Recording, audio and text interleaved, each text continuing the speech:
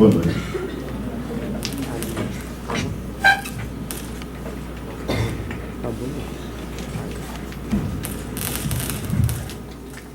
Boa noite. Estou repetindo porque eu não vi ninguém responder. Eu sou meio surdo, então eu não sei bem se responderam mesmo, mas é provável que sim. Boa noite. Boa noite. Meu nome é João Costa, como foi dito. Eu me sinto muito só nessa mesa. Não sei porque ela é tão grande e eu tão pequenininho, mas enfim, o mar é feito de um monte de gotas. Assim eu começo falando do que é a história que a gente vive hoje. Mas para falar da história que a gente vive hoje, eu vim aqui para falar de uma história que não é a de hoje. Quem sabe o que é ditadura?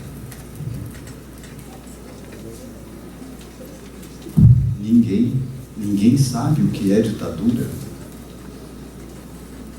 Quem sabe o que é a Comissão da Verdade? Alguém levantou a mão? Por favor. A Comissão da Verdade é uma comissão que investiga os crimes cometidos e as vítimas perdidas da ditadura militar. Muito bem. Mas a primeira pergunta a que ela se referiu na resposta, que era o que era a ditadura, ninguém me respondeu. Ninguém sabe o que é ditadura?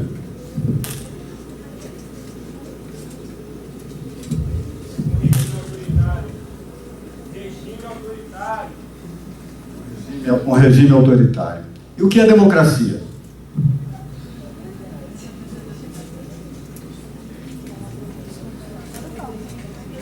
Pode falar alto. É uma política onde as pessoas, na prática, têm poderes iguais, para votar, para ter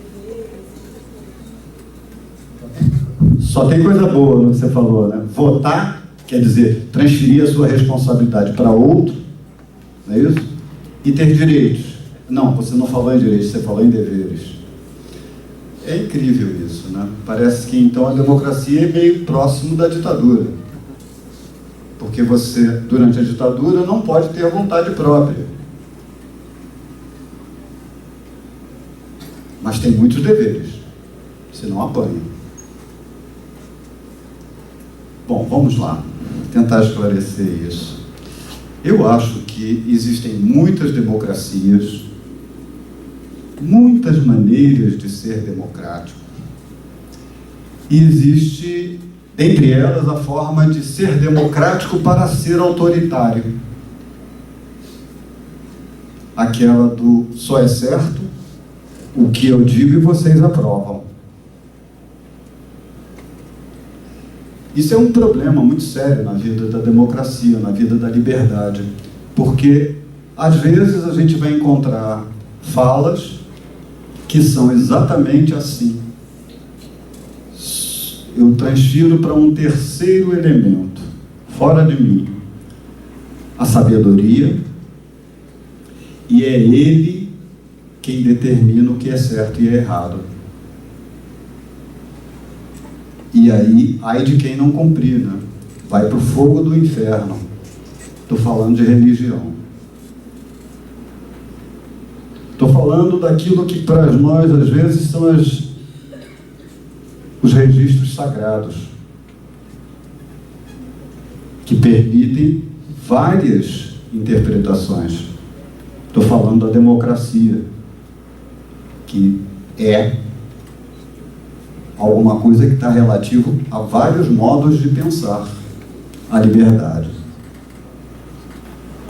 Assim como não há só uma democracia, não há só uma religião, mas a forma de ser autoritária e prepotente se reproduz, se repete, se replica. A ditadura é quando todas essas outras formas de pensamento livre, embora às vezes condicionado por uma literatura, por um livro único, não é mais possível de ter sua fluidez de acontecimento. A partir do momento em que se instaura uma democracia, não deveria haver a prepotência da ditadura. Mas quem mora aqui, numa comunidade pobre, com certeza sabe o que é uma democracia sem ditadura, um pé na porta de casa, com o tiro do lado da janela, com o assassinato na esquina da rua. Vejamos, eu estou pondo em questão todos os valores do nosso cotidiano, porque eles fazem parte do que é a noção de liberdade e até onde ela vai. Ora, a liberdade até onde ela vai quer dizer que ela não é livre.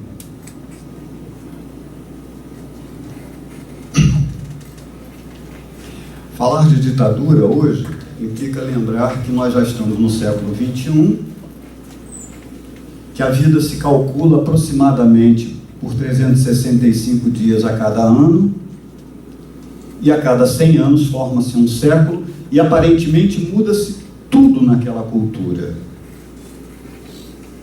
Ou então nada muda. Mudam-se só as roupas das pessoas, a cor do batom, o esmalte da unha. Quem sabe a largura do sapato, porque o pé cresce. Veja, pensar um século em que nos acompanha as formas de controle da liberdade, as formas de impedimento do exercício pleno da liberdade, é pensar no crime. Porque é pensar nas formas que são aplicadas contra as pessoas sobre o corpo humano para o controle da liberdade. A ditadura brasileira, ela se instaura num processo em que um governo determinado, com uma política determinada, numa democracia determinada, que nada tem a ver com a que nós vivemos hoje, naquele momento propunha ampliar as possibilidades de modos de vida de certos setores da população.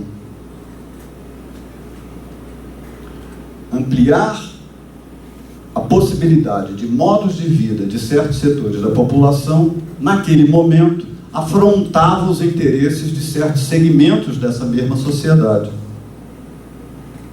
Esses segmentos não gostaram da ideia de ter que fazer reforma agrária, ter que fazer as reformas de base, que implicavam em ampliar os espaços de trabalho e melhorar as condições do trabalhador dentro dos seus espaços de trabalho.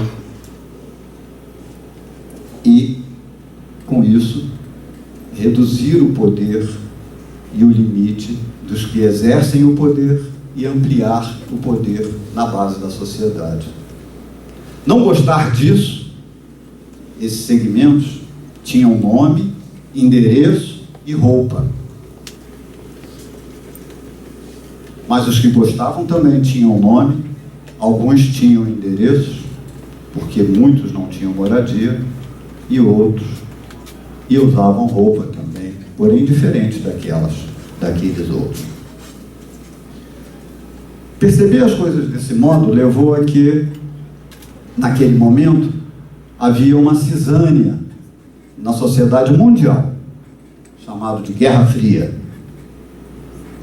Os trabalhadores haviam conquistado o poder no início do século, em 1917, na União Soviética, na Rússia, chamada União Soviética pelos trabalhadores, e parece que são poucos os países que gostam de ser chamado União. Muito menos os que gostam de ser chamados soviéticos, porque representa formas de organização e independência popular.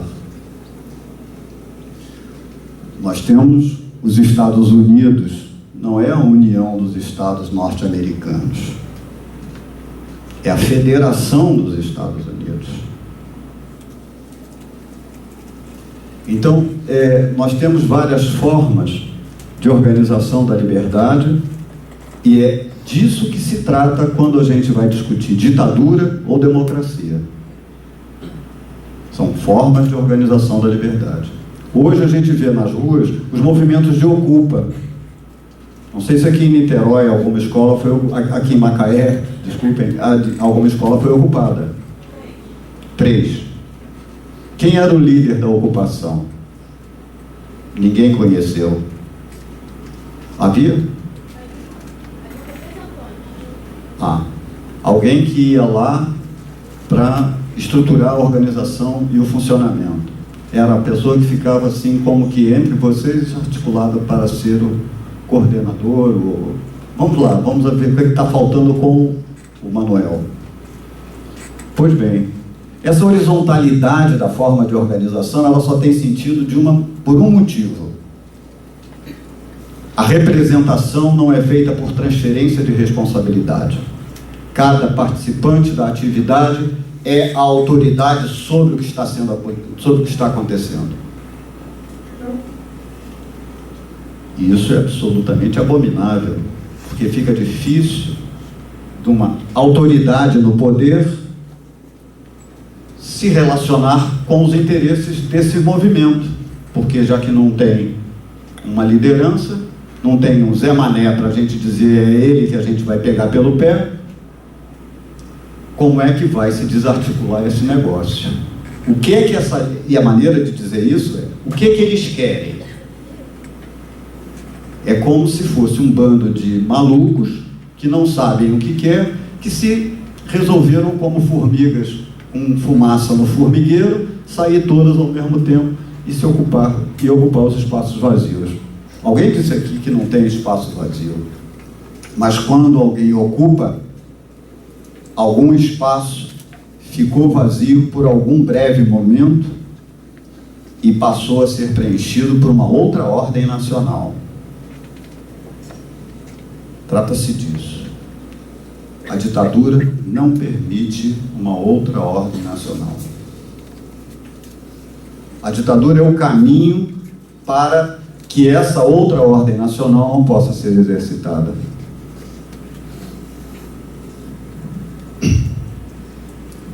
Ela pratica esse caminho através da sua força abominável, porque ela extingue a pessoa, não apenas machuca o corpo torturando, como ela anula a possibilidade da pessoa se defender.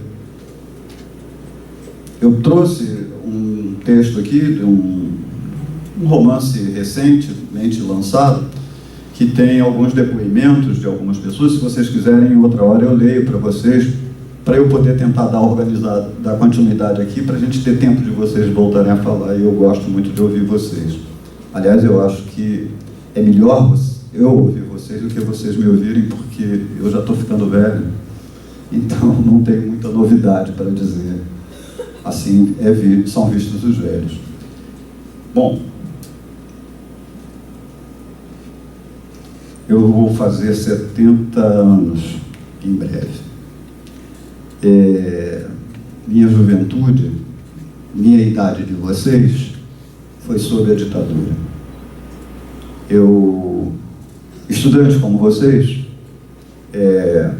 achava que o ensino tinha que conter uma parte da minha vontade.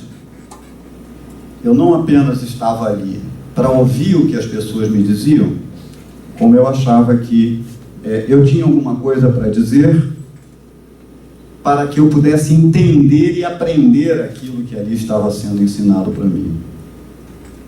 Nunca consegui chegar a esse sonho. Já me formei, já frequentei a universidade, venci esses obstáculos, mas nunca consegui chegar a esse sonho.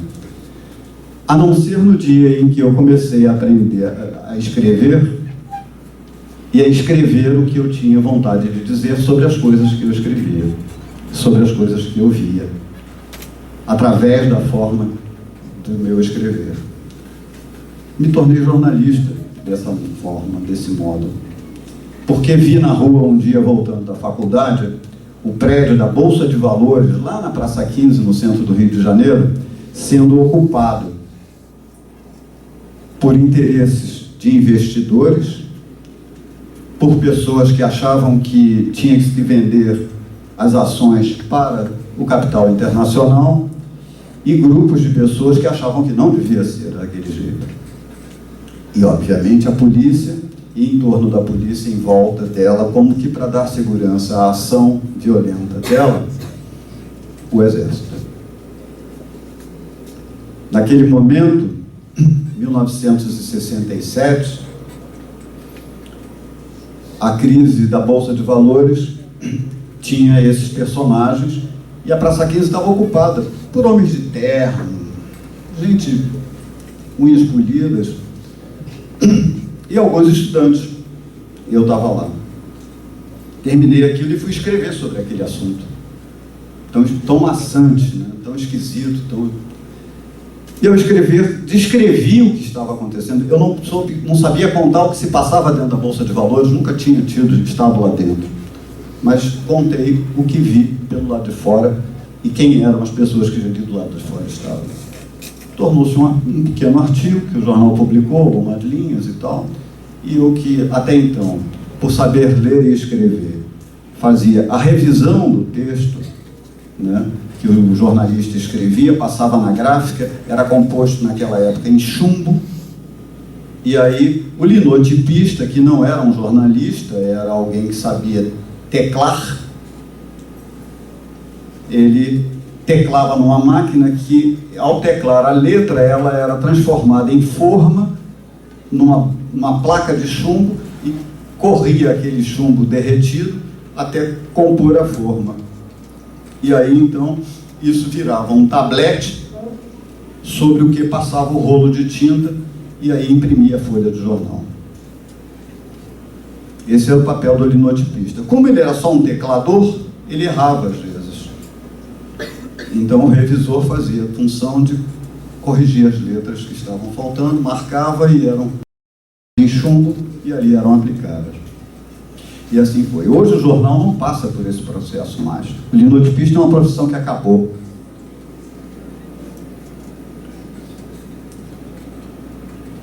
São pessoas que hoje trabalham em outras atividades. Alguns são pedreiros, outros são fotógrafos, outros foram fazer outras coisas na vida, estudaram, tornaram-se engenheiros, enfim, cada um foi seguir o seu caminho. Essa liberdade de falta de escolha faz parte da democracia. Me refiro à liberdade da falta de escolha. Faz parte da democracia. Mas de qual democracia? A que vocês elegeriam? Com certeza não. Com certeza não. Mas faz parte da democracia, a que nós vivemos hoje. Que é administrada não por vocês, não por nenhum de nós. Embora tenhamos parceiros, conheçamos pessoas que fazem parte dela. Aí vem um pouco de educação, né? A tarefa do professor qual é? É fazer o aluno ler e decorar aquele texto para aprender aquilo que está escrito pelo historiador ou que ele ditou na sala? Não. A tarefa do professor é produzir informações de acontecimentos, de sabedorias já conquistadas, para que você possa amanhã aplicar essas informações no seu modo de fazer, no seu modo de entender aquilo, de aplicar aquilo. Ao fazer isso, ele te cria, ele te faz um criador. Sem isso, você se torna, como no filme do Chaplin, um mero apertador de parafuso, ou seja, um linotipista. Ele é apenas um teclador.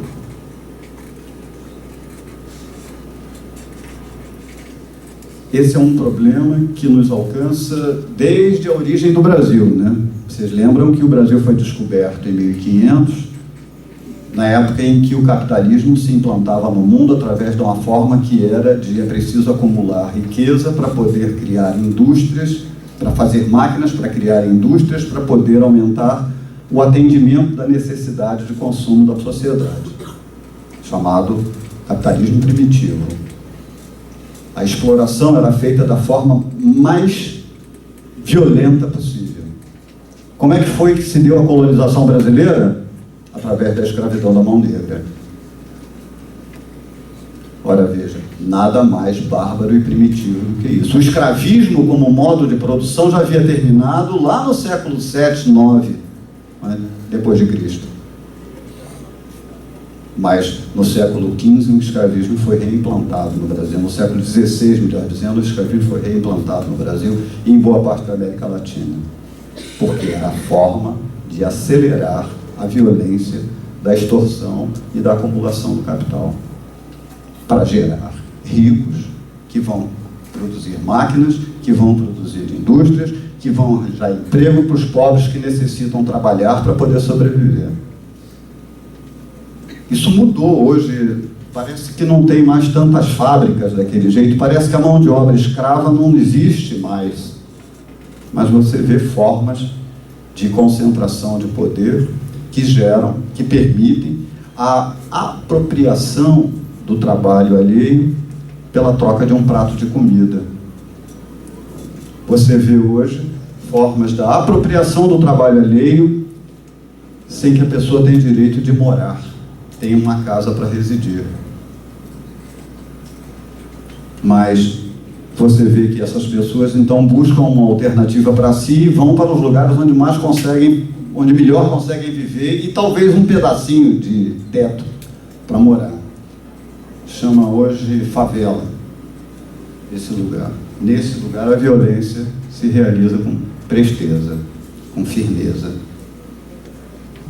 Nos lugares em que as construções são feitas por essas pessoas que não podem morar naquelas casas e que vão morar na favela,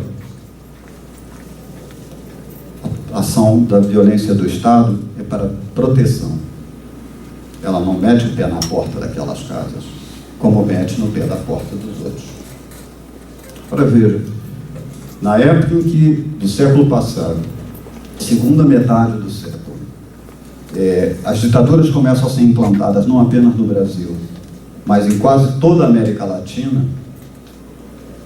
era exatamente porque se buscava melhores condições de vida, uma reforma agrária que desse direito ao trabalho da produção agrícola, uma melhor condição de produção dentro da fábrica, com mais segurança, estabilidade, melhores condições, reformas de base, como foi acumulada a palavra de ordem naquela época. Ao tentar defender isso, um certo poder instituído, num certo momento em que havia uma luta entre bons e maus, uma chamada Guerra Fria, depois da Segunda Guerra Mundial, passou a dirigir, a dotar, a financiar, a permitir, a estimular, a mandar navios para as costas dos países que resistiam a essa forma de democracia e a constituir ditaduras. A Coreia virou norte e sul, Vietnã virou norte e sul, porque era um espaço para que se desse convívio possível entre essas formas de organização social. O Brasil ia virar norte e sul, segundo conta a história. Vejam um filme chamado O Dia que Durou 21 anos. Esse filme é muito importante que vocês peçam ao professor Paulo Henrique para que vocês possam ver, ao professor João, para que vocês possam ver. É muito importante que vocês vejam esse filme, que o pai de vocês vejam esse filme. Por que eu falo dos pais de vocês? Porque os pais de vocês ajudam vocês a aceitar essa ou aquela forma de viver, a entender essa ou aquela forma de tratar e cuidar da família. Mas ele também está sujeito a esse mesmo limite de percepção das coisas.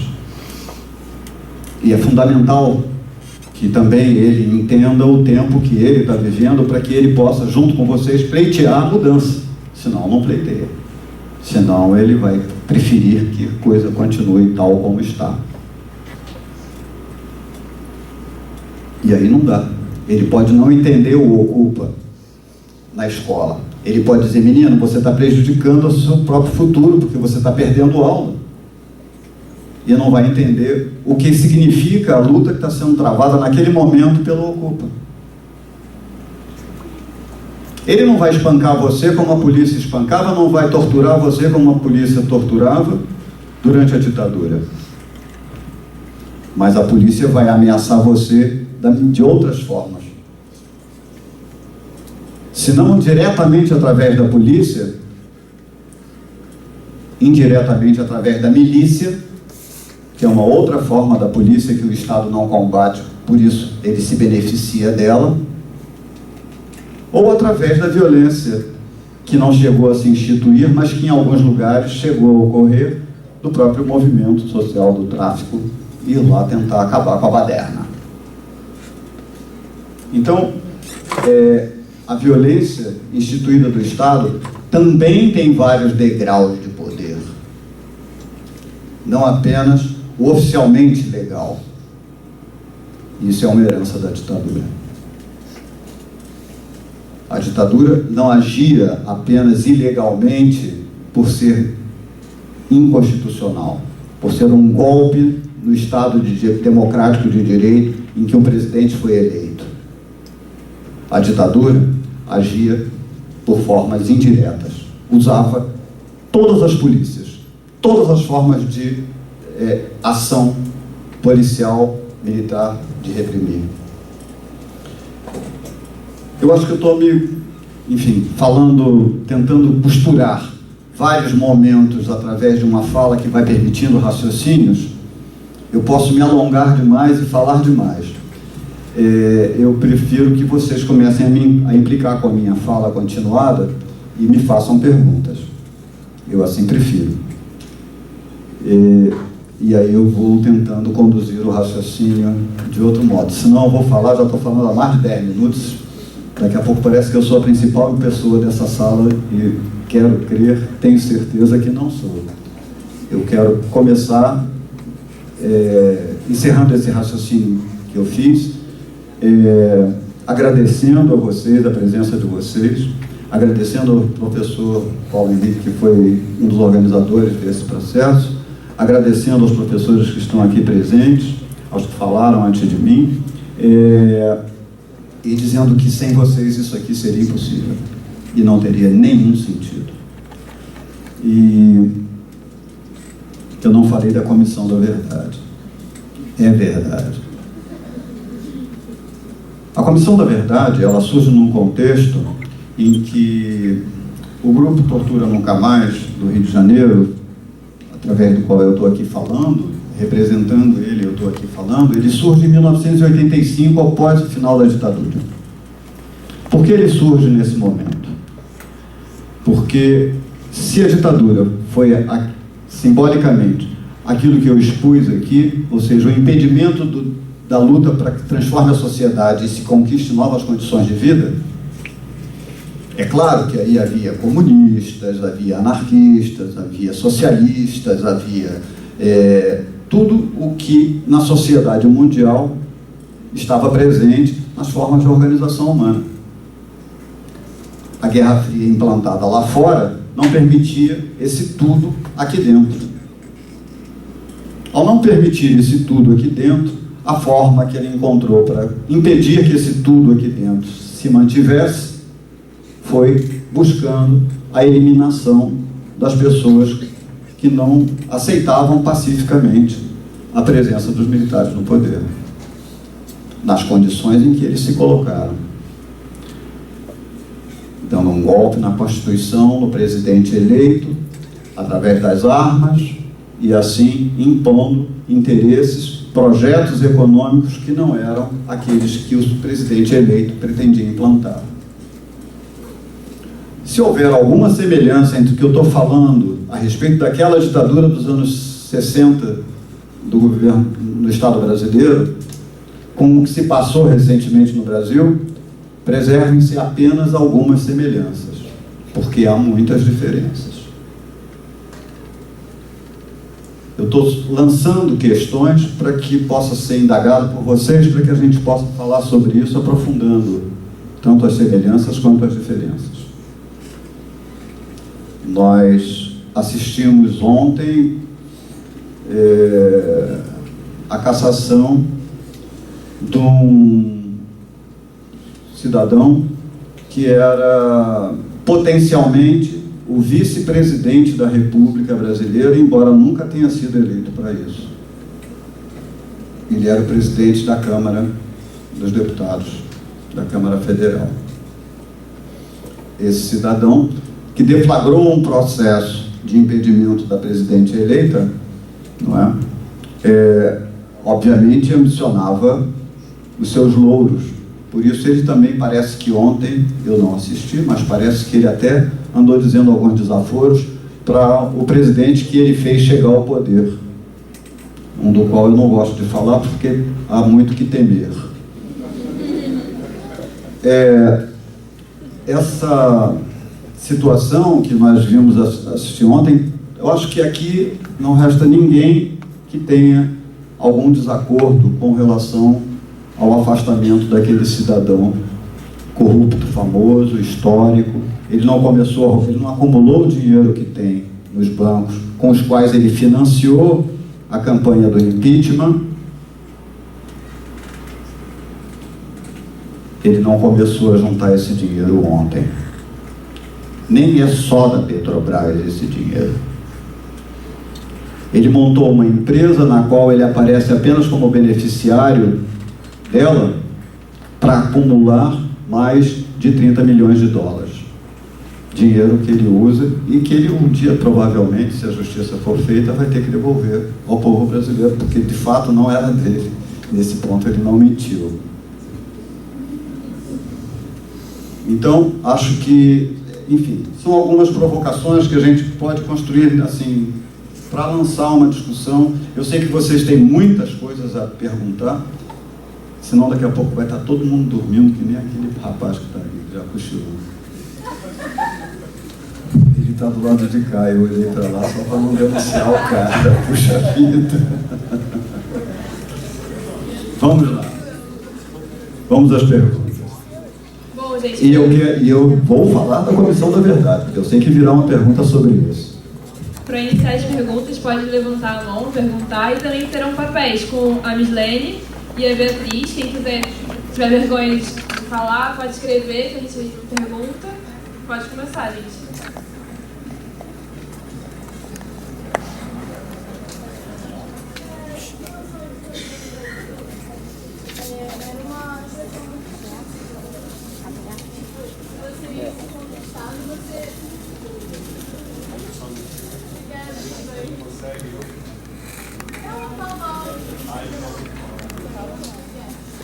Era uma repressão muito explícita, né? Se você fosse conquistado, você era preso ou torturado ou morto.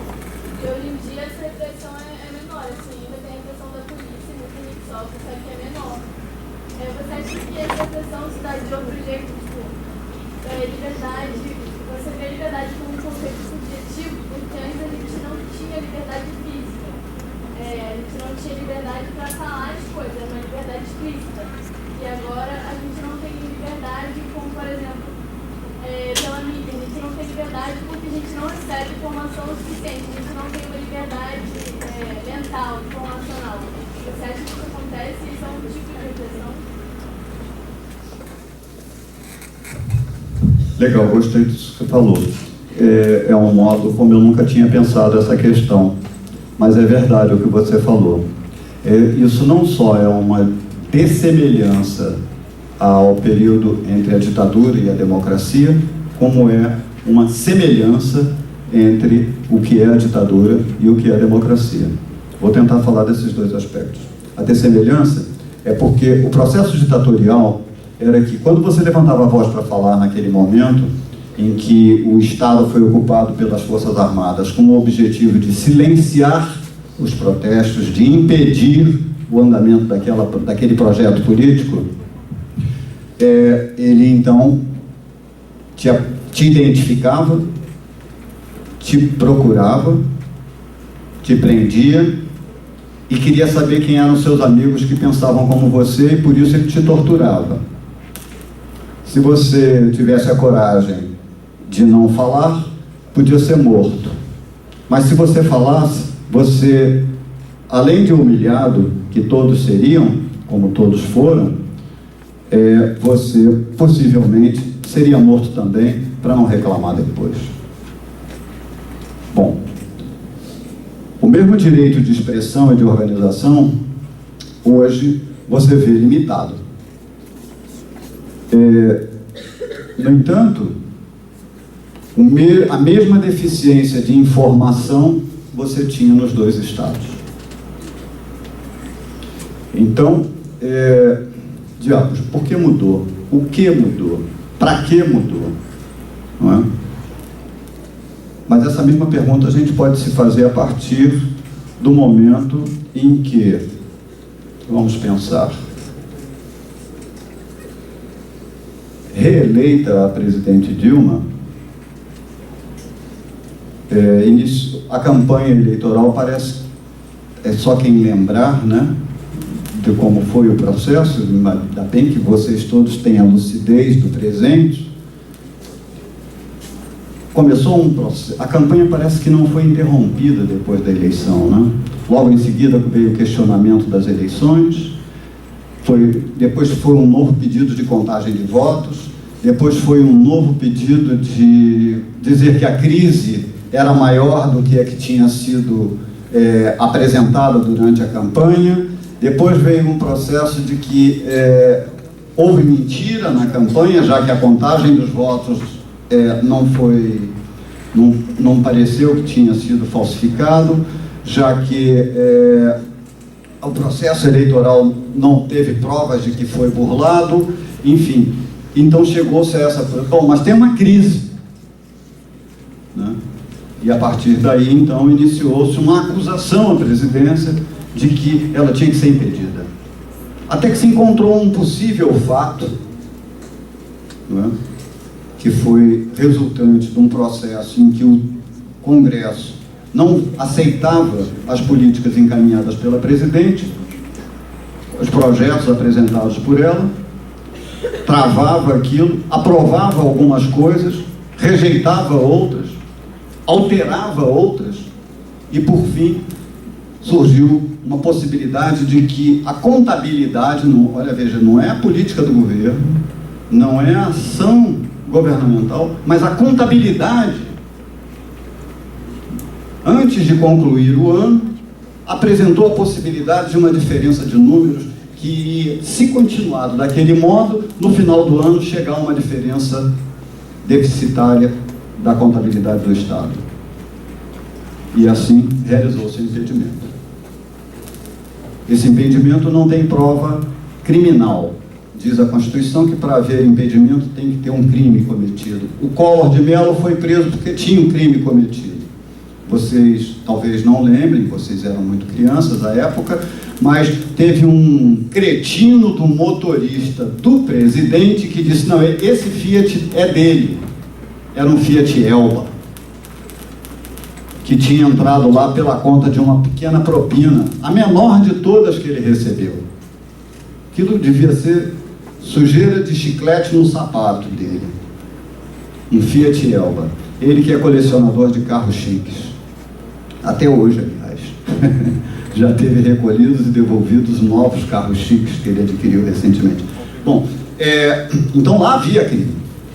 Aqui até agora não se provou haver crime. Foi afastada do poder sem que se provasse haver crime. Mas como o presidente do Supremo presidiu a sessão, então não tem recurso. Porque a sessão é una. É crime e é político. Ou seja, é criminal e é parlamentar. O único crime apresentado foi parlamentar. A senhora não tem mais a maioria no parlamento. Perdeu a maioria, foi destituída. Então, há quem chame de golpe a isso. Não é? Embora a condição para afastar o Collor de Mello, que a sociedade toda foi para a rua para que fosse afastado, não tenha existido no caso da Dilma Rousseff. Não defendo a Dilma Rousseff, em hipótese alguma, quero deixar bem claro isso. Minha ruptura com o Partido dos Trabalhadores foi em 2002, por uma carta que, quando eu ouvi e li a primeira vez, lá naquele ano, eu disse, isso, como é que diz? Vai dar merda.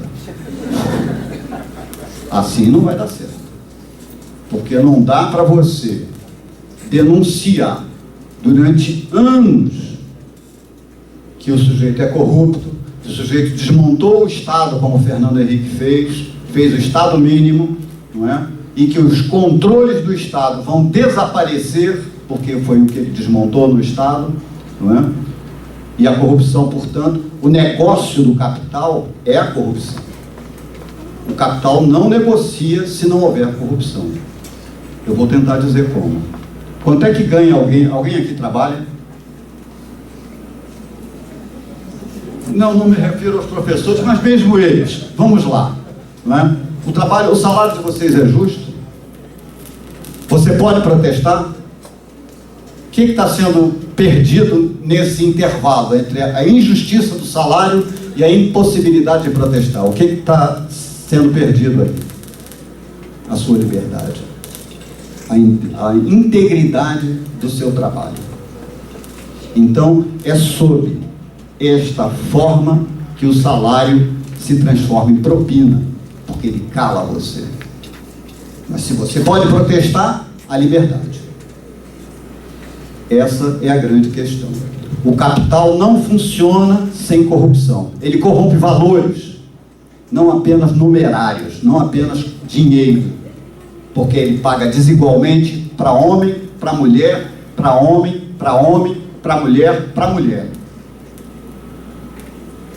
Então, não há igualdade nessa democracia. Não há reconhecimento de que forma isso é aplicado sobre o homem, sob a forma da individualização da atividade, da venda, da força de trabalho. Individualiza, o contrato é pessoal. Então ele paga para o Manuel o que ele não paga para o Antônio, o que ele não paga para Maria, o que ele não paga para Fernanda. Vamos tentar otimizar o tempo para poder fazer mais perguntas. O professor tem uma pergunta para fazer.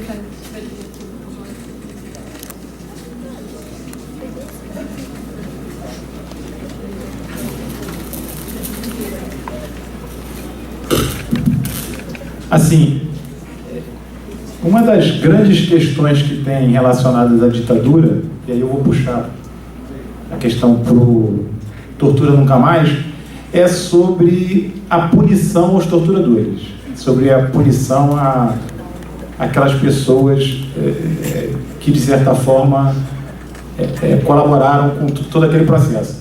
Quer dizer, os países da América Latina tiveram as suas comissões da verdade, a gente teve ex-presidentes presos, a gente teve torturadores presos, militares presos, e aqui no Brasil a gente sabe como a coisa aconteceu, né, quando o Supremo Tribunal Federal legitimou a lei de anistia, e a gente não tem ninguém punido. Né? Eu queria saber, você, enquanto membro da Comissão da Verdade, do Tortura Nunca Mais, como vê a questão das punições? Elas são necessárias? Porque eu estou perguntando isso porque a Joana d'Arc, aqui, quando esteve aqui, ela achou que ela não fazia questão da prisão. Ela disse assim, pessoalmente, ela falou que isso não era um consenso do grupo, eu lembro bem, né, disso, e porque ela achava mais interessante que a discussão se desse para acabar a tortura hoje do policial, no dia a dia, no cotidiano. Eu queria saber de você, João Costa, você vê como importante a punição desses torturadores, que a gente sabe que ainda estão vivos, recebendo dinheiro do Estado, recebendo salário? Alguns de vocês já ouviram falar em reflexo condicionado?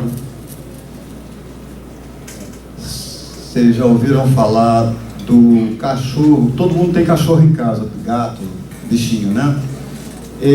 Vocês já repararam que na mesma hora em que você der por uma semana a comida para eles, naquele mesmo horário eles vão ter fome? Isso é um reflexo condicionado. Nós também temos reflexos condicionados. Nós temos fome por volta do meio-dia, de manhã cedo, à noite, né? Porque nos acostumamos a isso. Há povos que não comem assim. Há povos que comem em outros horários. Portanto, o reflexo condicionado deles é diferente do nosso. Há povos que não comem a mesma comida que nós comemos. Fazem diferente. Portanto, a insalivação deles é diferente da nossa. Porém, eles ensalivam, como todo ser humano ensaliva quando tem vontade de comer e come uma comida gostosa. Vejam, o condicionamento, ele é uma forma de educação. Assim como o cão é educado a comer naquela hora e que ele vem e implica com você se não der a comida, a gente também, de alguma forma, faz isso. Na tortura, como ele individualiza o cidadão, ele coloca o sujeito lá e você fica na expectativa do que vai acontecer no momento seguinte. E quando você fica na expectativa de uma coisa que vai acontecer no momento seguinte,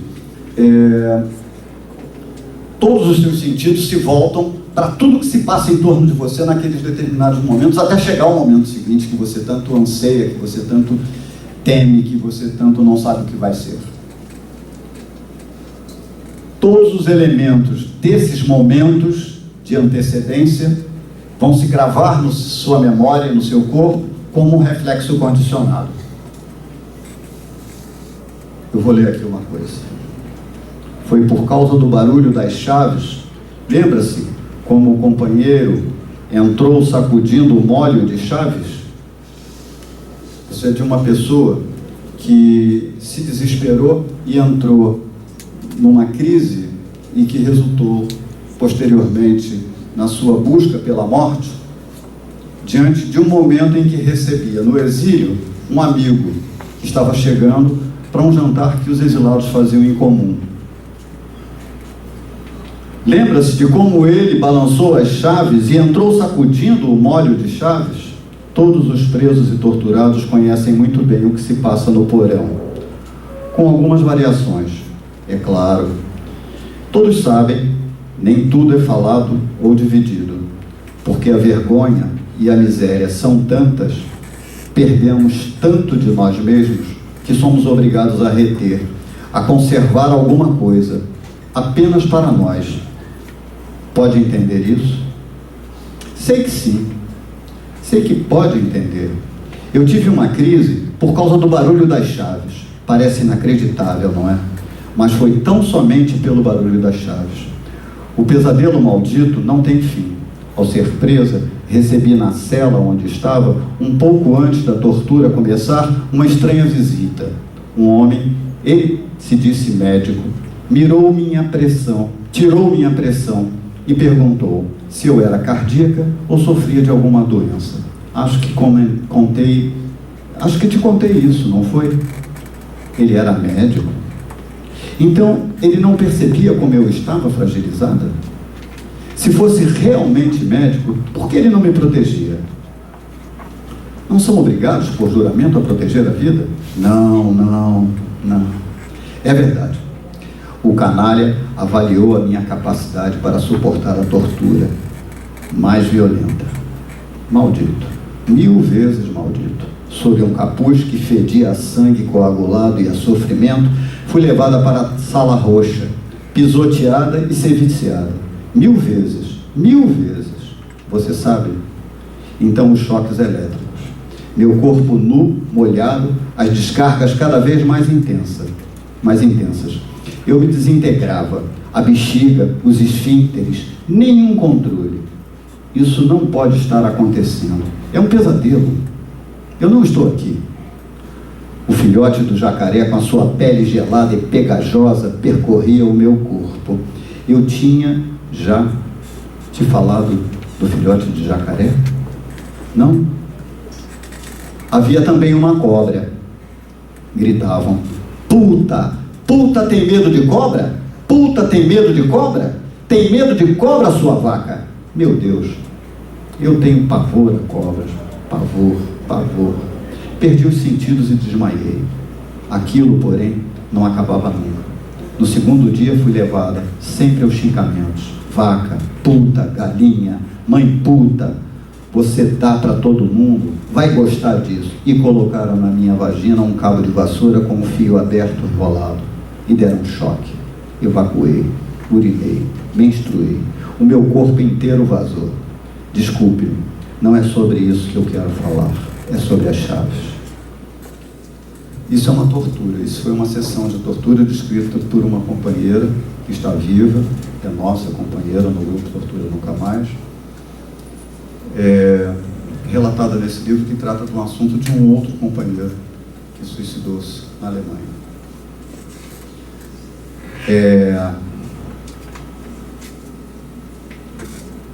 Como tratar com uma pessoa que é capaz de fazer isso?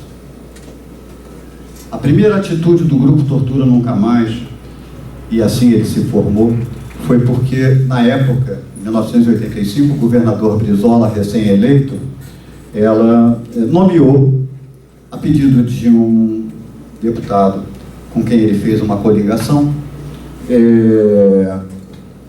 um torturador para ser comandante do Corpo de Bombeiros do Rio de Janeiro. Alguém disse, esse cara me torturou. Alguém disse, mas torturou a mim também. Alguém disse, mas não foi ele que matou meu filho? Mas assim foi. Reuniram-se pessoas comunistas, anarquistas, socialistas, católicos, alguns nada disso, ex-presos políticos, familiares de ex-presos políticos, familiares de desaparecidos políticos, e disseram, não, esse cara não pode mais continuar representando o Estado que eu vivo na democracia, tendo sido ele um torturador. Juntaram-se essas pessoas, fizeram uma petição, encaminharam publicamente, tornaram isso uma coisa pública através da imprensa, pressionaram o governador e, para encurtar a história, conseguiram tirar o torturador da representação. Mas ele continuou livre. Naquele momento, a ideia evoluiu. Então, não só não podemos permitir mais torturadores no aparelho de Estado da democracia, como também precisamos saber onde estão os nossos companheiros desaparecidos. Precisamos saber como se passou a tortura e a destruição humana de várias pessoas nesse país. E aí iniciou-se o grupo Tortura Nunca Mais. No contato com o governador já foi feita a solicitação para que dali surgisse a lista das polícias estaduais e municipais sobre os presos políticos do Estado. Isso foi em 85. Em 89 teve-se acesso a essas listas porque elas estavam sendo, não sei, já devem ter ouvido falar em lavar dinheiro, não é? Vocês certamente já fizeram lavar roupa, não é? Pois muito bem, estava sendo lavada a lista, não é? Na mão da Polícia Federal. E por isso o governador, que havia aceito o pleito anterior para afastar o torturador, não pôde entregar a lista logo em 85, levou 4 anos para obter essa lista das mãos da Polícia Federal, até que conseguiu e entregou. Ao integrar ao grupo, o grupo imediatamente levantou essa informação junto aos órgãos Instituto Médico Legal e Santa Casa da Misericórdia, que é o Centro Controlador dos Cemitérios do Rio de Janeiro. Começou a buscar naquelas datas os livros de desaparecidos e pessoas que entraram no Instituto Médico Legal e os que haviam sido enterrados. É claro, nome nenhum batia, até que começaram a perceber que havia algumas coincidências. Dessas poucas coincidências, iniciou-se o levantamento e conseguiu-se localizar os corpos de... Vocês desculpem, eu estou ficando nervoso, mas é porque essas coisas são muito angustiantes e esse texto que eu li me atinge profundamente. Encontramos os corpos de cerca de 14 companheiros. Alguns ex-presos políticos nominados, outros presos políticos mortos, nominados, e alguns desaparecidos, nunca nominados. Boa parte deles com nomes enterrados como indigentes. A maior parte deles enterrados como indigentes. Foram encontrados os corpos, os restos mortais, não os corpos, evidentemente, mas os restos mortais desses companheiros em valas comuns, ou seja, em valas de cemiteriais, né? Em que ou vários corpos eram postos ali ao mesmo tempo, como os nazistas faziam com toda a sua aplicação e habilidade, e, lamentavelmente, soubemos muito tempo depois, mas também os stalinistas fizeram isso na União Soviética. São questões que não dá para passar sem punição. Essa é a minha opinião. Você perguntou, eu te respondo. Embora isso não seja fundamental no meu ponto de vista, acho que a experiência, você citou que em vários países houve a Comissão da Verdade. Eu vou me referir a uma que não foi na América Latina. Foi na África. Parece que em algum lugar eu ouvi a palavra Mandela. Acho que é o nome do diretório do Grêmio. Pois muito bem. Nelson Mandela voltou para o governo, assumiu o governo na África, depois de ter passado mais da metade de sua vida útil na cadeia, porque criou um projeto de uma luta pela democracia. Depois essa luta percebeu que tinha que evoluir e se transformar numa luta armada, porque os brancos não abriam espaço para os negros na África naquele momento. E isso levou à cadeia. Isso levou à extinção e ao desaparecimento de vários companheiros dele. Quando ele sai e se elege, ele diz: só vamos punir os que forem assim condenados. Porém, a nossa principal condenação vai ser com que todos os identificados e acusados de terem praticado tortura ou reconheçam os seus atos publicamente ou serão julgados. Assim foi feita a ação da Comissão da Verdade na África do Sul. Os torturadores tiveram que assumir e declarar o que fizeram, contar o que fizeram, dizer o que fizeram, como fizeram, por que fizeram. Os que se recusavam, mesmo identificados, a fazer isso, foram julgados e condenados. Eu acho esse um critério bastante justo, porque assumir a mentira é uma das coisas mais difíceis para o ser humano covarde. Já é difícil para os não covardes, imagina como é para os covardes. Eu acho que assumir a mentira é uma das formas mais democráticas de punição. Digo democráticas com um certo ar irônico, porque não existe só uma forma democrática, como eu disse desde o início. Acho democrático porque preserva a vida. E eu acho que se deve fazer tudo pela vida. Achava isso na minha infância, quando comecei a fazer teatro como aluno de 2º grau. Achava isso na minha adolescência, quando fui para a faculdade. Achava isso durante a minha atividade profissional como jornalista. Acho isso hoje. Tudo pela vida. O único direito de extinção da vida, na minha opinião, é a sua própria escolha por dizer: não quero mais. Cinicamente, religiosamente, ocidentalmente é chamado de suicídio. E os judeus não permitem o suicida no seu próprio cemitério. É enterrado à margem do cemitério. Os judeus foram o primeiro povo do mundo a unificar a divindade. O segundo povo a fazer isso são os cristãos, que são vários povos, como se sabe. Mas os cristãos deram um passo adiante. Qual foi esse passo? Quem saberia me dizer qual foi o passo adiante dos judeus que os cristãos deram? Perdoar. Qual? Perdoar. Os judeus perdoam. Está lá Pôncio Pilatos, que não me deixa mentir. Vocês conhecem a história. Qual é? o passo seguinte que os cristãos deram, além dos judeus, na história das religiões unificadas numa única divindade, porque havia o politeísmo, todos já devem ter ouvido falar disso. Vários deuses. Foi apenas o de botar uma cara na divindade, a cara humana. No politeísmo, a cara da divindade era a do cachorro, a do falcão, né?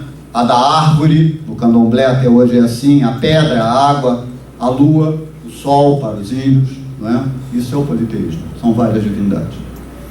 Bom, ao botar a cara, surgiu-se a identidade de que a natureza não é o homem, porque o homem é a divindade. Destruamos a natureza e assim surgiu o capitalismo. Criou-se uma força externa às condições de troca do homem, que é a moeda, e a moeda passou a ser o elemento em torno do que se transforma o processo das relações humanas. Até chegar à barbárie, eu considero barbárie, o fato de que a moeda é a divindade do capitalismo.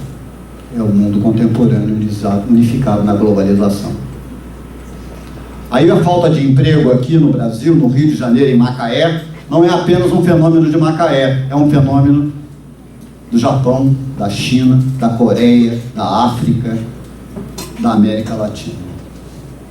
Então, essa relação da divinização do capital, do dinheiro, da moeda, através da mercantilização, através do sistema que impõe a unificação do ser humano através do mercado, do consumo, portanto, novamente, destruindo a coletividade humana numa individualização. É você que consome, não é a massa que consome. A massa, quando consome, ela entra e destrói o supermercado, que nem quando é feita a liquidação de final de ano lá nos Estados Unidos, para a gente não ficar falando mal da gente mesmo. É só ver na televisão. Eles fazem questão de mostrar a barbárie lá.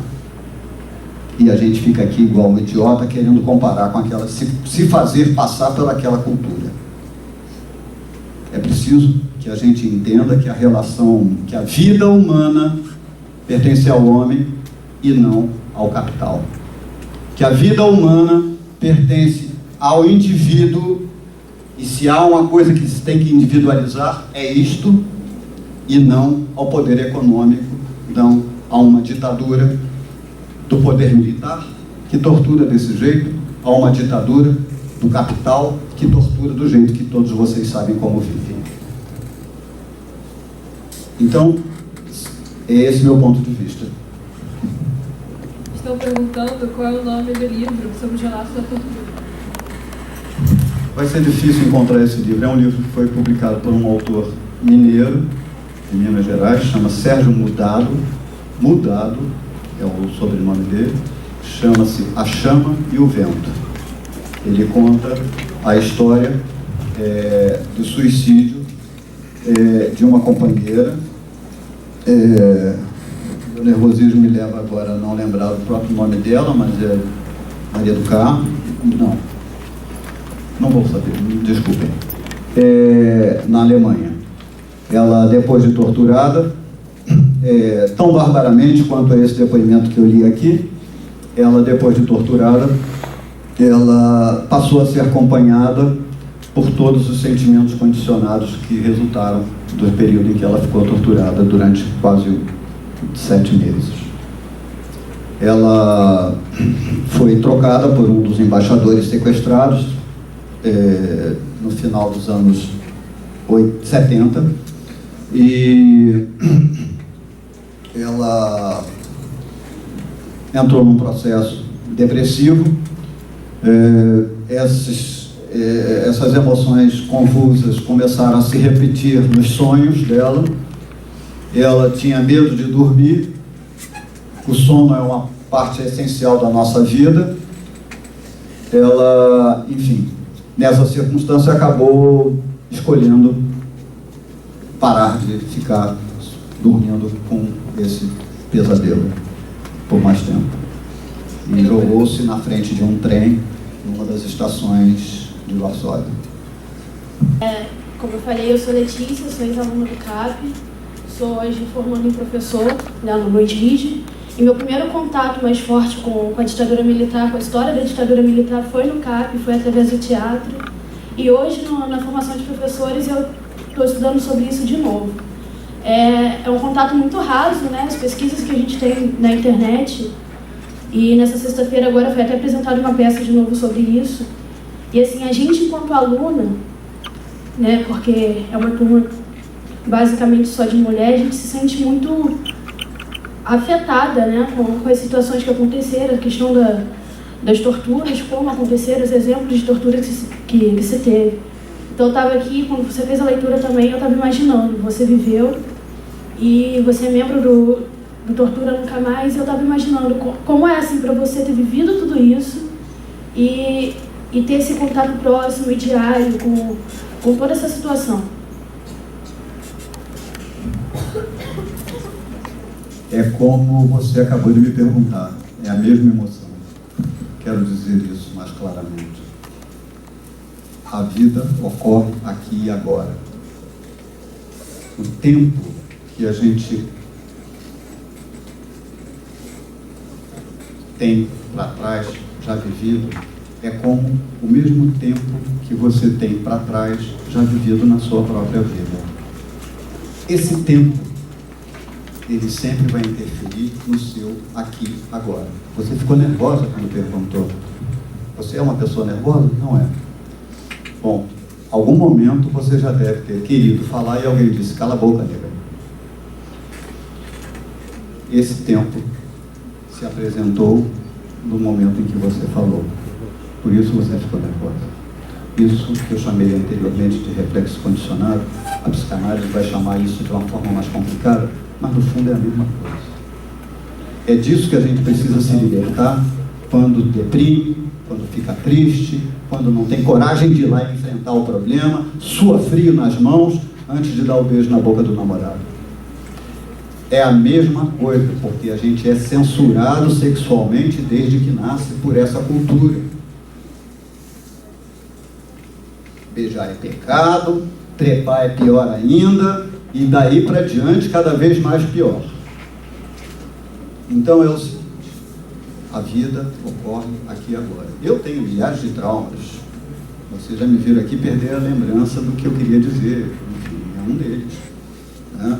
Eu tenho sofrimentos, não chega a ser iguais a eles, porque eu não passei por essa tortura, né? Eu tive, não sei se a glória ou a derrota, de nunca ter sido preso por ditadura desse modo. Passei poucas horas numa delegacia, tomei umas porradas, o cara disse, esse idiota não sabe o que pensa na vida e vai embora, né? E assim aconteceu. Mas tive que sair do país, né, porque meus amigos mais próximos estavam sendo presos, mortos e desaparecidos. Eu comecei a atividade política, naquela época eu tinha 17 anos, né, embora eu já frequentasse a atividade política antes de saber que política era a minha atividade. Como disse, aos 17 anos eu comecei a fazer teatro, foi um professor que disse, menino, você tem uma voz bonita. Eu achava que ele era um homossexual e estava querendo me comer. E aí eu disse, porra, que é isso, professor, e tal, não sei o quê. E ele disse, não, venha cantar no nosso coral, né? E dali do coral ele disse, bom, mas você escreve tão bem, suas redações são muito elogiadas pela professora de português, porque você não escreve uma peça, né? Eu disse, mas o que é uma peça, né? E aí foi assim, nesse diálogo maluco, até que uma hora eu disse, tá bom, já que eu canto bem, já que eu tenho lá as ideias dos meus amigos na escola, né? E, portanto, a dizer, né? E, então, tá bem. Fizemos uma peça que era um musical. Foi assim que começou a minha vida no teatro, né? E saímos pelas escolas dizendo, é preciso organizar os estudantes secundaristas porque a ditadura está impedindo o avanço da educação, está impondo um acordo feito com os Estados Unidos chamado MAC-USAID, vocês já devem ter ouvido falar disso ao estudar a história da ditadura. Foi a principal transformação na política do ensino no Brasil, que era um ensino que tinha como fundamento a formação da filosofia e do pensamento mais profundo do conhecimento humano. Por isso eu falo dos povos lá do século XI, não é? Com a mesma facilidade que falo dos povos do século XXI. Porque era assim aquele ensino daquela época. Eu sabia falar latim, hoje eu mal sei latim, né? Então é assim que é a transformação. E veio esse ensino voltado para o trabalho, porque essa é a condição da divisão internacional do trabalho imposta pelo Império Norte-Americano, naquela época mais do que hoje, porque hoje ele é uma combinatória de vários outros países, de vários outros interesses econômicos, para que se dê a tal da globalização, senão não acontece, né? Envolve a Inglaterra, que é o padrinho, é a mãe, né, dos Estados Unidos, foi de onde eles saíram para o Novo Mundo, não é? Ali, quando se independeram na Inglaterra, não abandonaram o guarda-chuva, não é? A beira da saia continuou pendurada na rainha, não é? E então até hoje eles são aliados, foram aliados em todas as guerras que praticaram, todas, sem exceção. Eles nunca entraram numa guerra sem a Inglaterra estar junto. Já entraram sem a França estar junto, mas a França apoia em geral logo depois. Já entraram sem Israel estar junto, mas Israel é quem financia eles. Porque a divindade sem cara faz com que o povo tenha prioridade sobre as relações de trabalho no capital financeiro. Os judeus sempre trabalharam as artes, a cultura, as religiões, as formas de ação teatral, pintura, música. Eles são os reis da cocada preta nesses ramos. Esses ramos são os ramos do saber econômico, aonde a arte é predominante, aonde o dinheiro que não tem ação produtiva concreta, real, se desenvolve. É o chamado capital financeiro hoje. Na época não era assim que se chamava, mas hoje é. Não é? Então eles financiam, eles são os principais financiadores, eles são os principais controladores das ações de todas as indústrias de química no mundo inteiro. E é por causa delas que o capitalismo não muda. Porque a vida vale tanto quanto o preço de um remédio fundamental. Quando eu falei da comuna, lá do século XI, eu só quero lembrar a vocês o seguinte: durante bilhões de anos, essas bactérias humanas, que podem parecer uma ova de peixe, para quem já comeu peixe aqui, ova de peixe na vida, que é um monte de bolinha grudada uma na outra, não é? Durante bilhões de anos, o homem se desenvolveu até chegar hoje, não é? Sem precisar dessas coisas. Porém, hoje, ele não pode sobreviver se a comida não aparecer pronta lá no, como é que chama o negócio? Delivery, né? Então, essa condição a que nós estamos nos submetendo na vida deforma a nossa possibilidade de exercer a liberdade, impede a nossa liberdade de funcionar abertamente, impede a possibilidade da gente se organizar sem estar estruturado sobre uma forma de organização que resulta no Estado, nesse Estado que está aí, nesse estado das coisas, nesse estado em que os ricos podem controlar os interesses, os desejos e as vontades dos próximos através da moda. Olha quem está aqui colorido, é a moda que comanda vocês, é a moda que nos comanda. Então, esse elemento externo à nossa existência nos impede de exercer a nossa liberdade e a gente é sujeito, aceita, não protesta e fica puto quando não consegue comprar a sandália da moda. Então, o que eu estou propondo a vocês é a revisão do processo de um modelo cultural. Eu não estou defendendo uma tese de um partido, não estou defendendo, eu estou defendendo o direito da vida. O lema do grupo Tortura Nunca Mais é: pela vida, pela paz, tortura nunca mais. Tem uma pergunta aqui. A lei da anistia, ao meu ver, deu uma segunda chance para pessoas vulgo monstros, que só causaram feridas. Na sua opinião, essa lei deve ser revista ou melhor não mexer em casa de abelha? Claro, vamos falar da Comissão da Verdade. A lei de anistia de 1979, baixada pelo regime da ditadura militar, certo? Foi ela que permitiu o regresso dos que conseguiram voltar, porém, Guta não voltou. Eu já contei por quê. Mas não foi a única. Vários não voltaram. A Comissão da Verdade que ocorreu nos países latino-americanos, a que se referiu o professor Paulo, ela teve a ver não com uma determinação da Organização dos Estados Americanos, a OEA, a Comissão de Direitos Humanos dos Estados Americanos, a OEA. A Comissão de Direitos Humanos, a Comissão Interamericana dos Direitos Humanos, portanto da OEA, ela foi, no caso brasileiro, a determinante para haver a Comissão da Verdade.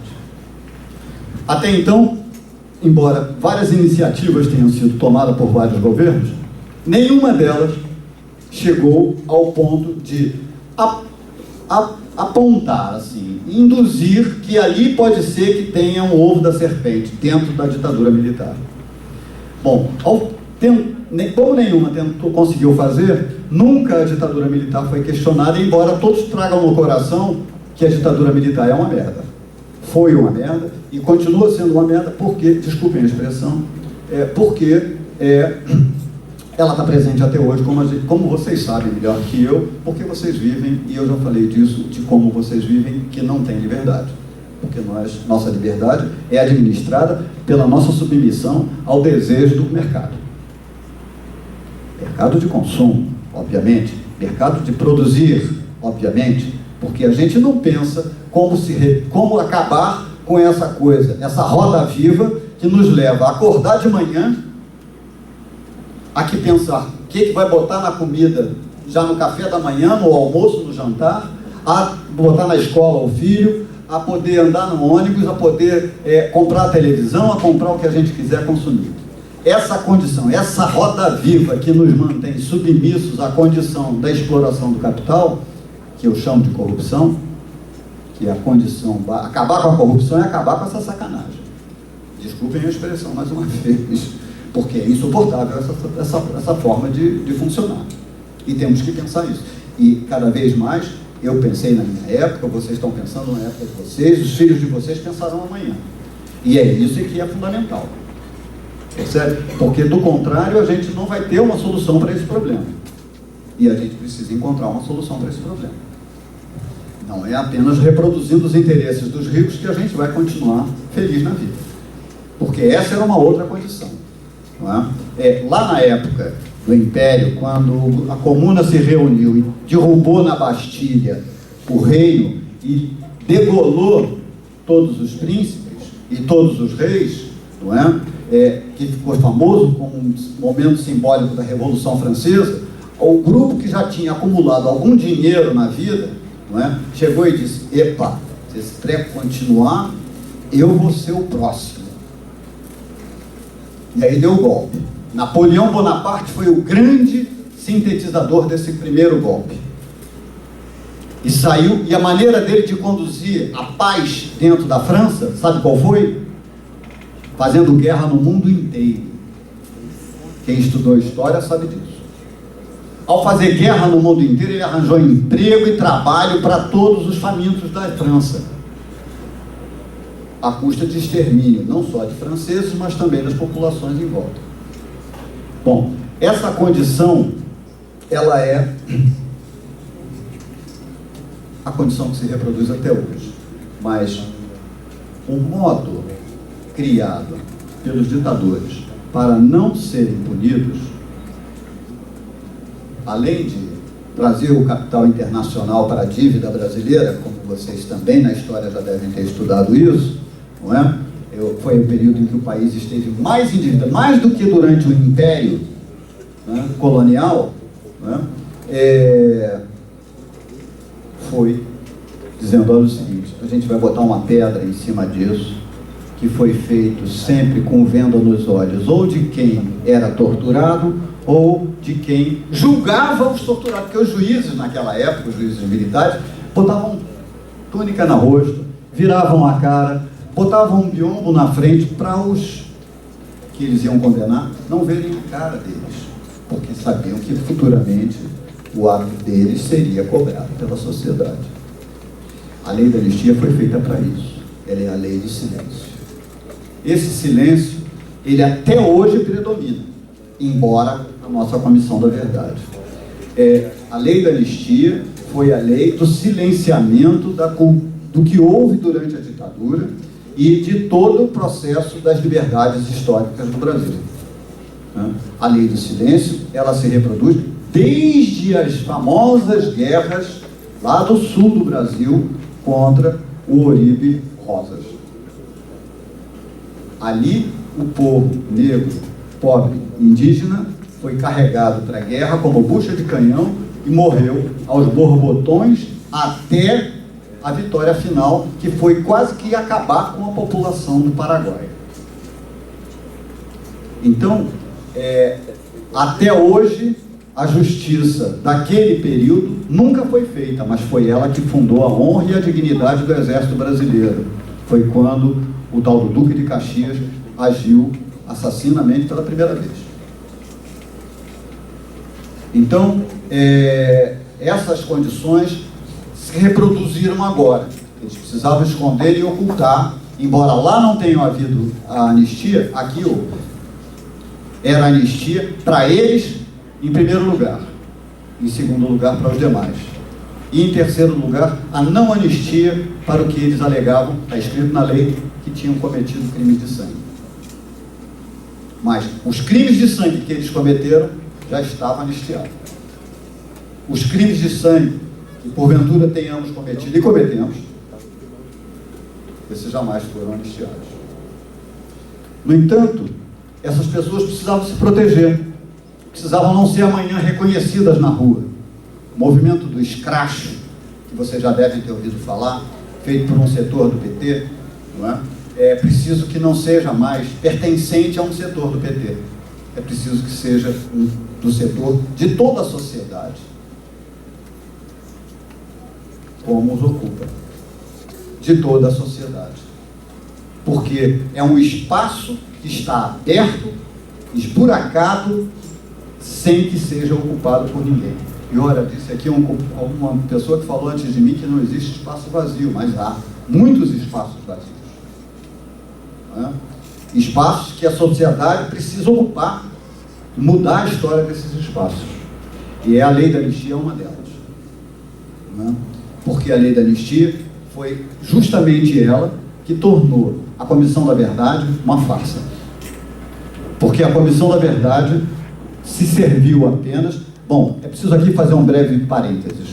O Luiz Inácio Lula da Silva, que criou a Força Nacional de Segurança, portanto, mais uma polícia para dar porrada na gente, e que agora tem alguns vereadores e prefeitos que querem botar arma na mão da Polícia Municipal, é exatamente porque as forças estaduais tenderão a ser deslocadas para ações nacionais, como é a Força de Segurança Nacional. É composta das polícias estaduais. Isso está na Constituição, isso é resquício da ditadura mantido lá e foi preservado e desenvolvido durante um governo democrático.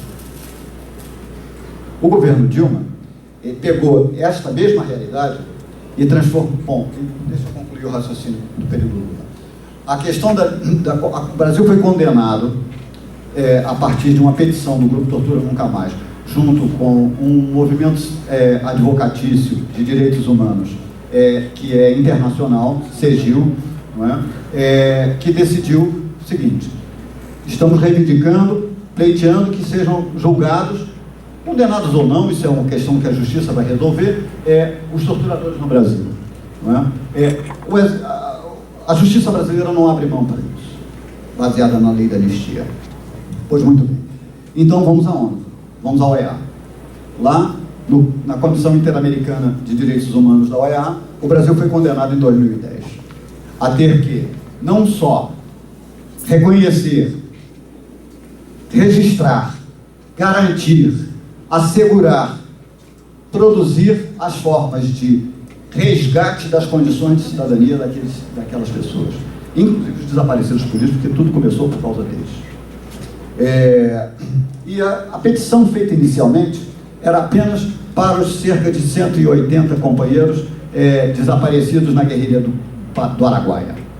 né, desenvolvida pelo Partido Comunista, que já não existe, Partido Comunista do Brasil, o PCdoB que tem aí, nada tem a ver com aquilo. Nada tem a ver, apenas o nome. Mas nome no Brasil é uma coisa que se muda como se muda a fralda de criança. O próprio PCB tinha um nome original de PCdoB, para vocês terem uma ideia, né? Em 1960 e 58, o Comitê Internacional da União Soviética propôs a mudança de nome para não parecer que era uma intervenção soviética no povo brasileiro. Então tira o do Brasil e põe brasileiro, porque aí não há intervenção, não é a gente que está lá permitindo que eles façam, ou a gente que está lá comandando eles fazerem. O revisionismo é isso. Revisionismo é isso. Né? E assim foi feita a mudança do nome do partido. Isso gerou um racha dentro do partido e surgiram dois grupos. Um que se titulou PCdoB, resgatando o velho nome, e o outro que passou a ser PCB, mantido e guiado pelo Prestes e a Internacional Comunista. O PCdoB conseguiu alguns espaços de articulação política nesses territórios internacionais. Embora por alianças com a China, por alianças com outros países do mundo soviético da época, né? Do mundo da governança dos trabalhadores, não é? Para entender bem o que significa o mundo soviético, né? Essa ideia, né? Se a coisa se concretiza, a gente já andou pincelando aqui algumas falhas grotescas que ela praticou. Bom, mas foi ali a experiência redentora da grande massa de trabalhadores na humanidade, né? Isso não há a menor dúvida, não há como negar, né? Bom, aquele PCdoB, enfrentando a ditadura, resolveu, a partir dos anos 60, meados dos anos 60, a construir um movimento de guerrilha, né? E procurou um pedaço da mata brasileira para poder desenvolver esse processo, né? Foi descoberto no final dos anos 60, por falhas de segurança, por bizarrices, foi descoberto e aí a ditadura começou a perseguir, a cercar, até que nos anos 70 identificou alguns locais e começou o combate, né? Como a ditadura naquele momento, dirigida pelo general Garrastazu Médici, veja como se isso fosse um presidente da República, né, com essa textura safada. Aquele sujeito mandou que se extinguisse aquilo, porque a ditadura brasileira não podia ser afrontada por um grupo de baderneiros. Terroristas, eles chamavam de terroristas. Eles chamavam de baderneiros, eles chamavam de bandidos, eles chamavam, inclusive de corruptos, porque eram corrompidos pelo dinheiro, pelo ouro de Moscou, como eles diziam na época, né? Porque era a Guerra Fria se desenvolvendo aqui dentro do Brasil, onde ela não se travou, né? Bom, o modo como ela se desenvolveu foi esse. Bom, a condenação do Brasil era originariamente na petição para esse fato, o desaparecimento e o reconhecimento dessas pessoas, né? Esses todos, a não ser os sobreviventes que ainda existem, são 3, que ficaram, portanto, todos foram extintos, esquartejados, espalhados pela mata ou jogados no mar, né? Sabe-se disso, já na época sabia-se disso. Por isso desqualifico a Comissão da Verdade, porque não acrescentou novidade. Ora, veja, que verdade essa comissão produziu. Bom, a decisão do Tribunal Interamericano foi de que esses crimes fossem todos eles, né, esclarecidos, não apenas os da guerrilha do Araguaia, mas também os cometidos no restante do Brasil, principalmente em São Paulo, Rio de Janeiro, Bahia, Pernambuco, Rio Grande do Sul, não é? E alguns outros estados em menor escala, não é? Pois muito bem. O Brasil nunca cumpriu isso. Nunca cumpriu por causa da lei da anistia. Quem foi que a Comissão da Verdade foi buscar para ouvir? Para dar satisfação às exigências da Comissão Interamericana de Direitos Humanos, não é? Foi ouvir os sobreviventes, os ex-presos políticos, os ex-torturados, familiares de desaparecidos, não é? Ou seja, fazer com que se revivesse a dor. Os torturadores, os assassinos, os presidentes da República, apareceu lá numa das páginas dos livros, são 6 volumes desse tamanho. Os volumes da comissão são acessáveis pela internet. Quem quiser pode clicar lá e acessar, vai ter todos eles acesso para poder ler. Né? Os 6 volumes, né, se referem aos ditadores como ditadores e desqualificam que tenham sido presidentes, porém o processo nunca foi a julgamento. Mesmo que seja para anistiar os filhos da puta, desculpe a expressão. Não é?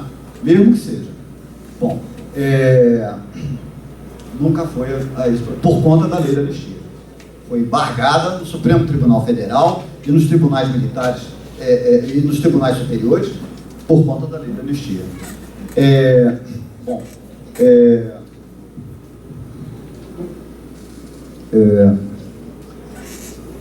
Os torturadores, os que em algum momento aceitaram falar, porque alguns, inclusive, xingaram a presidência da República, e você sabe que pela Constituição brasileira ofender a presidência da República é crime, fizeram isso dentro dos gabinetes dos tribunais brasileiros, dentro da Comissão da Verdade, com autoridade para criminalizá-los, e nunca foram criminalizados. Não é? Seus depoimentos não constam de nenhum relatório. Seus depoimentos geraram novos arquivos da ditadura. E esses arquivos estão lá fechados. Os arquivos da ditadura, onde há as provas, os nomes de quem praticou e quem sofreu e tudo mais, porque o Serviço Público Federal Brasileiro não deixa passar uma vírgula sem ter um registro. Quem trabalha na burocracia de uma faculdade sabe muito bem disso. Até a corrupção está registrada nos cadernos aqui anotados. No entanto, não se verifica, porque é para não se verificar mesmo, para não se chegar lá. Né? Porque paga-se a mais por uma compra, não é? Um superfaturamento, está lá registrado. O preço é legal. Tem até prova de que fez pesquisa de mercado para poder chegar àquele preço que você não encontra nem no supermercado da esquina.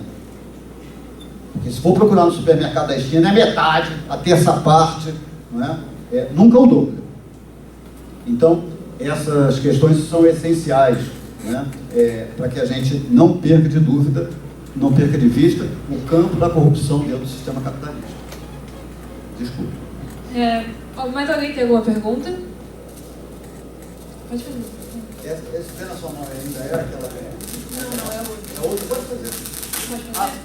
Ou pode deixar os companheiros falar. Então, eu não sei se é uma pergunta meio assim idiota, eu daria uma pergunta idiota, mas eu estava pensando que a gente lê tanto e estuda na escola, e aí eu faço direito, a gente também vê alguma coisa na faculdade sobre a ditadura, mas mesmo assim ainda tem tantas visões diferentes, parece que tem 2 lados da mesma moeda, parece que para algumas pessoas, até familiares meus, foi um tempo bom, um tempo sem violência, um tempo que só os baderneiros sofriam e quem era um cidadão comum do bem não sofria. Eu não acredito nisso, até porque a gente vendo ali, a gente enxerga uma realidade que é dura de você observar, até mesmo você lendo o depoimento e tal. E eu queria perguntar a você, a que você dá essa ideia, porque não só os comuns, as autoridades falam isso e são glorificados praticamente, mesmo tendo tantas provas de que foi um período horrível e até vergonhoso para a gente ter presenciado. Porque foi praticado pelo Exército Brasileiro. Só um minutinho. Por conta do horário, a gente só tem mais 20 minutos aqui. Aí, eu vou ler essa pergunta e você consegue responder as duas?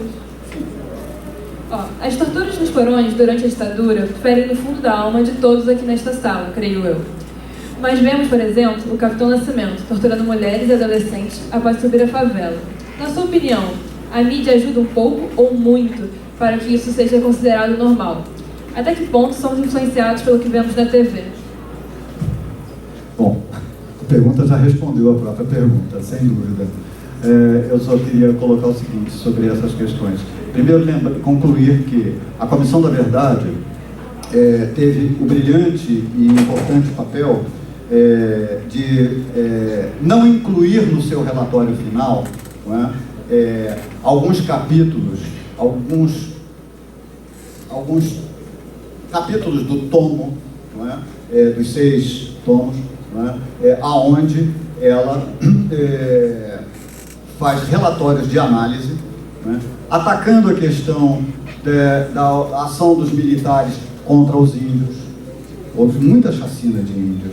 Houve nações indígenas que foram exterminadas durante a ditadura, né? Coisas que o exército americano e os filmes de faroeste mostram que foi feito com muito orgulho, muita bravura e muita dignidade nos Estados Unidos. Essa política do ódio, a diferença racial, não é? Que nós temos um formador de alta competência, que são os filmes americanos, não é? Essa política do ódio ao outro, para não tocar somente no aspecto racial, mas também entre os da mesma raça, não é? Tomando raça como cor da pele, que coisa mais absurda pode ser, porque raça tem cachorro, cão, gato, cavalo, não é? O ser humano só tem um. Seja ele da cor que for, do modo de vida que seja. A própria biologia desmente essa farsa. Essa farsa construída pela burguesia, quando percebeu que podia ser degolada na guilhotina, que nem os franceses fizeram na Revolução contra os reis, já na implantação do capitalismo, não é que leva a essa política de colonizar, de escravizar, de se sobrepor o branco ariano contra o negro, contra as outras cores humanas, não é? Então, isso é a afronta maior da antidemocracia daquele nosso povo irmão do norte, não é? Porque americanos somos todos, mas não para eles, né? Como disse o Trump, né? Não é América para os americanos, não é isso, não é isso, definitivamente não é isso, porque o restante dos americanos daquela parte da América, eles assassinaram todos os povos indígenas de lá, não é? Então, não é isso. Definitivamente, não vamos ser a carne de cachorro, a carne de pescoço daquele povo soberano, porque temos a nossa soberania. Ou vamos, então, abrir mão da liberdade. E aí, nem com religião vamos conseguir chegar à divindade. Então, essa questão é fundamental. Até porque a divindade que justifica aquela opressão é a mesma que se instala no Brasil hoje, que nem mato.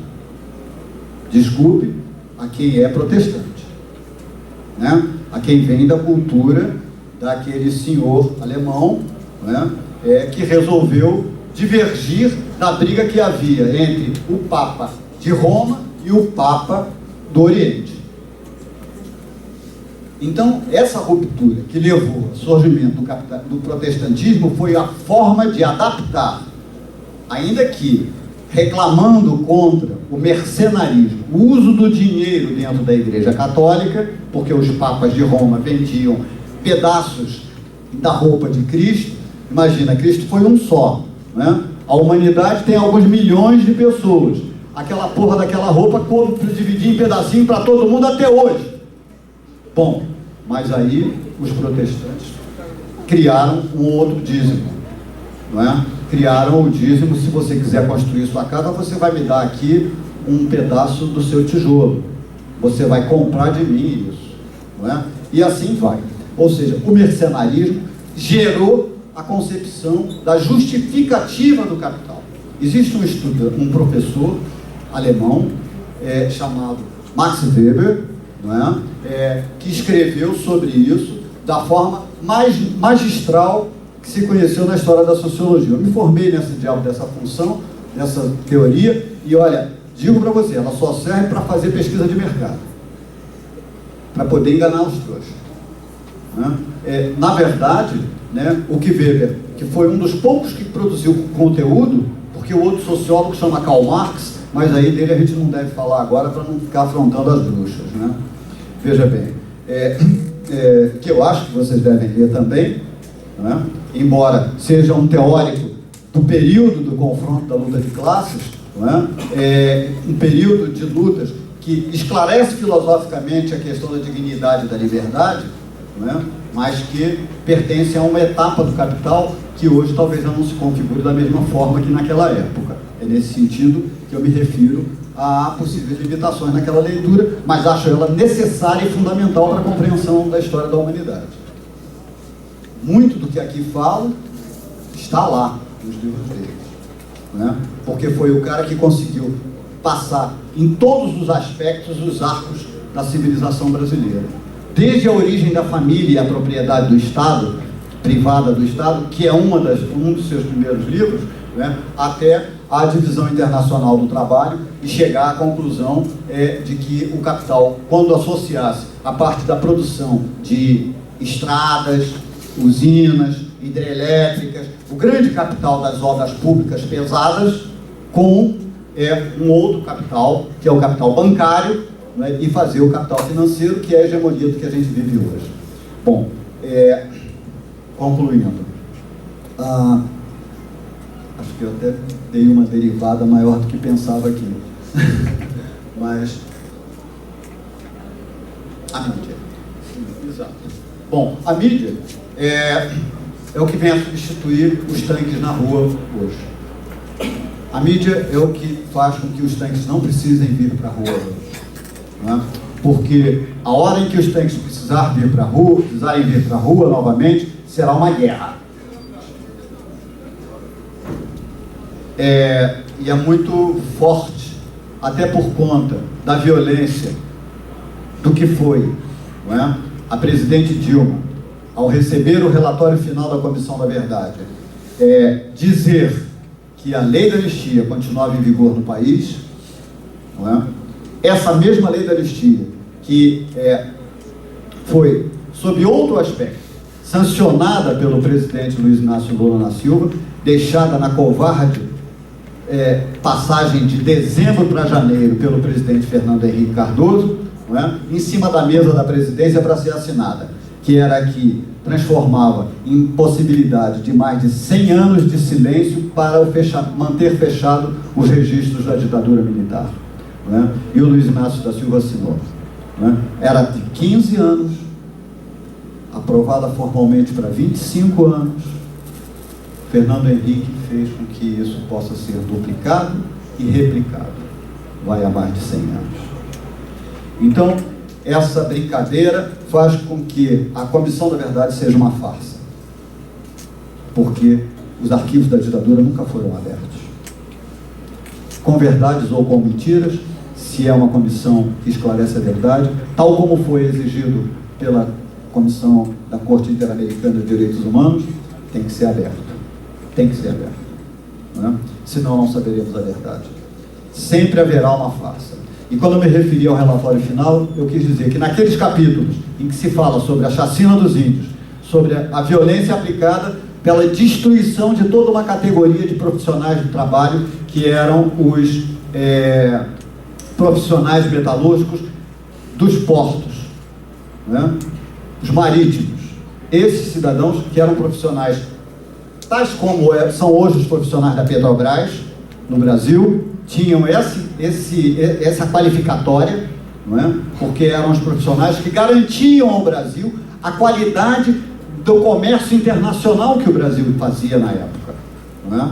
E isso foi destruído pela ditadura militar exatamente porque eles ousaram enfrentar, eram os mais organizados e os mais qualificados para enfrentar como organização sindical qualquer golpe de Estado. Eles defendiam que o Estado fosse um Estado democrático. Eles defendiam que o Brasil tivesse a soberania sobre o controle dos seus navios, não é?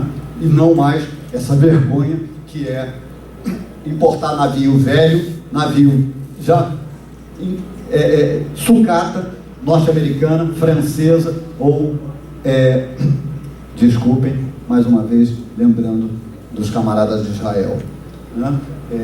E assim a gente vai comprando sucata cada vez mais. O Brasil tentou agora, recentemente, depois da ditadura, desenvolver uma tecnologia brasileira na área de energia nuclear para navios. para que os navios submarinos, não é? Para que os submarinos não precisassem ter que vir à tona e tomar bala para serem identificados mais facilmente. Mas nesse ínterim, os americanos correram para impedir o uso militar das ogivas nucleares, que eles não tiveram dúvida e não vacilaram de aplicar as duas primeiras delas na população do Japão, em Hiroshima e Nagasaki, provocando o maior terrorismo de Estado da história da humanidade. Nunca foram julgados ou condenados por isso. Os pilotos que praticaram aqueles assassinatos, explodindo a bomba a 500 metros acima do nível do mar, sabe o que significa? A explosão se espalha radialmente a uma dimensão. Se ela explodisse aqui, ela provocaria apenas um buraco no chão. É claro, não seria um buraco nessa mesa, seria um buraco nesse pedaço, talvez no município todo. Mas ela explodindo acima, o buraco foi feito e as vidas foram solapadas. Os ossos ficavam e as carnes desapareciam e as pessoas permaneciam vivas, quando vivas ficavam. Agora, vocês entendam a dimensão do que é o terrorismo de Estado, que até hoje é praticado no Iraque, no Afeganistão, na Líbia, não é? E estão associados hoje alemães, ou melhor, russos e americanos, para que aquela guerra continue. Pois não. Agora, infelizmente, por conta do horário, temos que encerrar. Um aviso no Tadeusz Blanchett, no Bloco B, dia 19, é o próximo evento do ciclo de palestras Os Direitos Humanos no Século XXI. Muito obrigada a presença de todos e todas. Boa noite. Eu quero agradecer a todos por terem a paciência de aturarem as minhas besteiras. Elas não são tão bobas, mas, enfim, o meu falatório, a minha maneira de falar. Me desculpem meus excessos aqui. Eu, como todo humano, tenho pequenos defeitos. E o meu menor de todos é, às vezes, falar palavrão quando estou falando em público. Não gosto disso, mas, enfim, não consigo administrar. Quando vejo, já falei, me desculpe em seguida. Assim faço. Quero agradecer mais uma vez a presença de todos vocês. Quero convidá-los a comparecer ao Grupo Tortura Nunca Mais. Reunimos-nos a cada 15 dias. Não é? Hoje é assim, antes era semanalmente. A cada 15 dias. Sempre às segundas-feiras, a partir das 19h, lá no Rio de Janeiro, próximo ao cemitério São João Batista, ali em Botafogo. O endereço é fácil de localizar pelo site do grupo. E nessa segunda-feira houve a reunião, ontem, e daqui a 15 dias haverá outra. Vocês podem ir lá, vão ser muito bem recebidos, porque a nossa luta, embora seja uma luta que traz essa memória da ditadura, ela é uma luta de hoje. Ela é uma luta de, como vocês viram, eu me referi aqui, aos acontecimentos que estão hoje vivos no nosso corpo, no corpo dos que hoje são chamados de amarildos, no corpo dos que são violentados, como o coronel da Polícia Militar fez com a criança, identificado no táxi, ele que já havia sido condenado em um outro fato semelhante anos atrás e foi posto em liberdade novamente, e era um dos comandantes da caixa de poupança dos policiais militares. A gente sabe que as polícias militares no país foram construídas lá na época da final do Império para caçar negros e índios que fugiam da escravidão. A gente sabe que capitães do mato duram até hoje porque a mesma discriminação racial se mantém e a mesma exploração do trabalho na escravidão se mantém, sob a liberdade e a corrupção do capitalismo.